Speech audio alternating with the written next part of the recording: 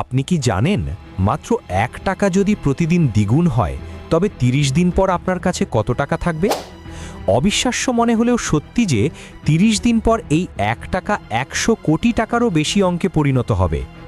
একেই বলা হয় পাওয়ার অফ কম্পাউন্ডিং, যাকে স্বয়ং আলবার্ট আইনস্টাইন বিশ্বের অষ্টম আশ্চর্য বলেছিলেন।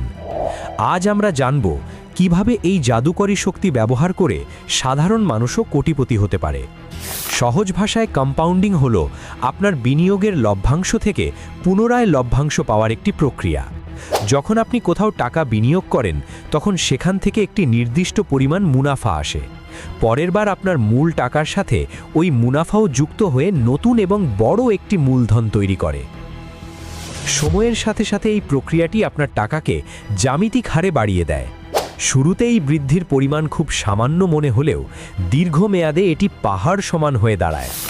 কম্পাউন্ডিংয়ের আসল শক্তি নির্ভর করে ৩টি বিষয়ের ওপর: সময়, পরিমাণ এবং লভ্যাংশের হার।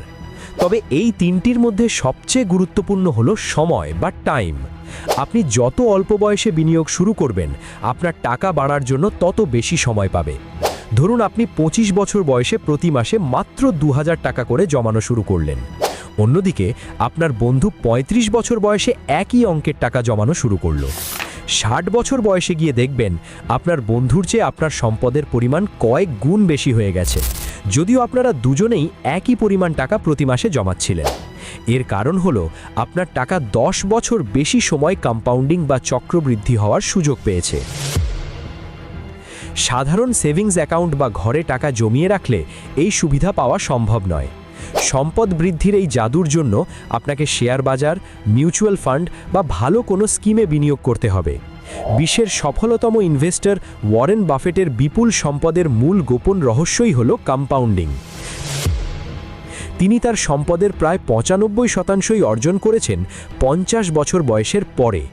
তিনি প্রমাণ করেছেন যে বড় অঙ্কের চেয়ে নিয়মিত ছোট ছোট বিনিয়োগ করা অনেক বেশি কার্যকর। আমরা অনেকেই ভাবি হাতে অনেক টাকা আসলে তারপর বিনিয়োগ বা সঞ্চয় শুরু করব, কিন্তু কম্পাউন্ডিংয়ের দুনিয়ায় দেরি বড়া মানে হলো আপনার কয়েক লাখ বা কোটি টাকার ক্ষতি হওয়া। মাসে মাত্র ৫০০ বা ১০০০ টাকা দিয়েও আপনি আজই এই যাত্রা শুরু করতে পারেন। এই প্রক্রিয়ায় প্রথম ৫-১০ বছর হয়তো আপনি খুব বড় কোনো পরিবর্তন দেখতে পাবেন না, তবে ১৫ থেকে ২০ বছর পার হওয়ার পর আপনার টাকা রকেটের গতিতে বাড়তে শুরু করবে। বিনিয়োগের ক্ষেত্রে ধৈর্য হলো সবচেয়ে বড় শক্তি। মাঝপথে টাকা তুলে নিলে কম্পাউন্ডিংয়ের জাদু কাজ করবে না।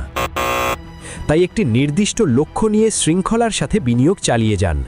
মুদ্রাস্ফীতির প্রভাব কাটিয়ে ধনী হতে হলে কম্পাউন্ডিং ছাড়া অন্য কোনো সহজ পথ নেই। মনে রাখবেন, আপনি কত টাকা আয় করেন তার চেয়ে বেশি জরুরি আপনি কত টাকা বিনিয়োগ করছেন।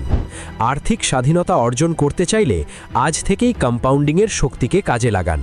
আপনার সামান্য আজকের ত্যাগ আপনার ভবিষ্যৎকে অনেক বেশি নিরাপদ ও সমৃদ্ধ করতে পারে। বুদ্ধিমান বিনিয়োগকারীরা কখনোই তাদের লভ্যাংশের টাকা খরচ না করে পুনরায় বিনিয়োগ করেন। আপনার বিনিয়োগকে বট গাছের মতো বাড়তে দিন। সময়ের সাথে এটি আপনাকে বিশাল ছায়া দেবে।